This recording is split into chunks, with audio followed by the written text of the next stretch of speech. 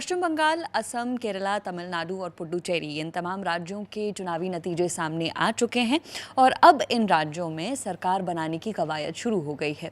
सरकार बनाने के लिए क्योंकि देखिए असम और पश्चिम बंगाल में बीजेपी को प्रचंड बहुमत मिला है और साथ ही एनडीए पुडुचेरी में भी जीता है, तो ऐसे में अब सरकार बनाने के लिए विधायक दल का नेता चुनने के लिए भारतीय जनता पार्टी ने ऑब्जर्वर्स नियुक्त किए हैं। कौन कौन से ऑब्जर्वर्स नियुक्त किए गए हैं, कहां पर, किस राज्य में किस बड़े नेता को जिम्मेदारी दी गई है, ये विस्तार से आपको बताएंगे। लेकिन पहले आपको बता देते हैं कि कहां पर कितनी सीटें बीजेपी को मिली है।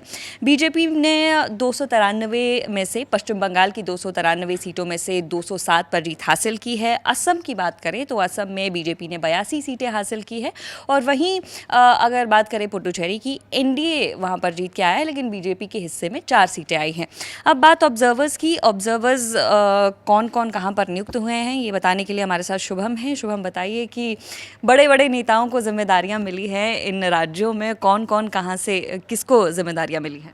बड़े बड़े तो नहीं, बहुत ही ज़्यादा बड़े, क्योंकि आप देखें कि 2014 के बाद से, जब से केंद्र में नरेंद्र मोदी की सरकार है, तब से लगातार पर्यवेक्षक नियुक्त होते रहे हैं राज्य में जब भी सरकार बनती है।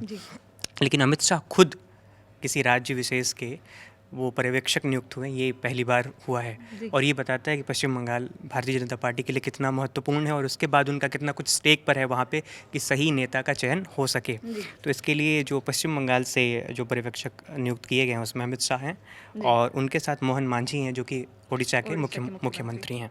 इसके अलावा असम के लिए जेपी नड्डा, जो कि पहले बीजेपी के अध्यक्ष थे और अभी स्वास्थ्य मंत्री हैं, और उनके अलावा नायब सिंह सैनी जो कि हरियाणा के मुख्यमंत्री हैं, उनको ये जिम्मेदारी दी गई है। पुडुचेरी की बात करें अगर, तो पुडुचेरी में जैसा आपने बताया ही कि वहाँ पे भारतीय जनता पार्टी की खुद की बहुमत नहीं है, तो वो वहाँ पे अपना नेता चुनेंगे, क्योंकि जिनके साथ उनका गठबंधन है, क्या नाम बता रही थी आप उनका? ANRC, हाँ, रंगास्वामी नाम, रंगास्वामी वहाँ की सिटिंग चीफ मिनिस्टर। तो वहाँ पे वो बीजेपी अपना नेता चुनेगी, तो उसके लिए वहाँ पे उन्होंने 2 लोगों को ये जिम्मेदारी दी है भारतीय जनता पार्टी ने। उसमें एक तो मनसुख मांडविया हैं जो कि गुजरात से आते हैं, केंद्रीय सेंट्रल लीडरशिप के बहुत करीबी भी हैं, और लेबर और एम्प्लॉयमेंट मिनिस्ट्री उनके पास है, श्रम और रोजगार का मंत्रालय है, और उनके साथ निर्मल कुमार को ये जिम्मेदारी दी गई है जो उनका साथ देंगे वहाँ पर।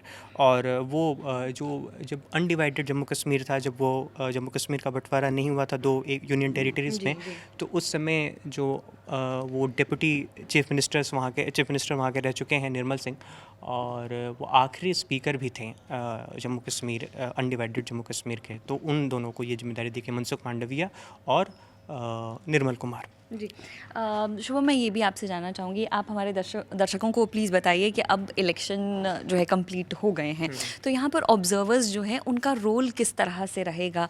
मुख्यमंत्री चुनना है तो क्या उनका रोल रहेगा, क्या जिम्मेदारियाँ रहेगी, क्या एक्शन प्लान रहने वाला है?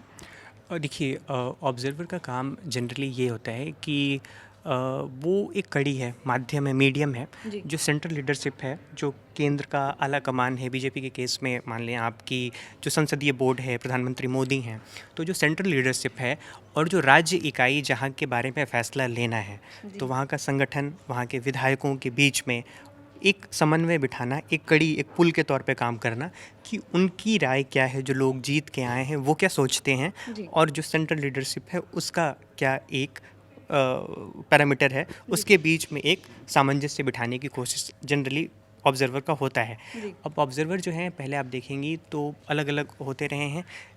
इंटरेस्टिंग वो किस्सा हमेशा लोगों के ध्यान में रहता है कि क्योंकि कई बार क्या होता है ना, ऑब्जर्वर जो है वो उनको वो जाते हैं जहाँ पर, जिस राज्य विशेष में, वहाँ से वो नाम देखते हैं कि विधायकों में क्या है, तो फिर वो ऊपर नाम बताते हैं। कई बार क्या होता है, ऊपर से वो नाम लेके आते हैं और फिर नीचे एक रजामंदी बनाते हैं।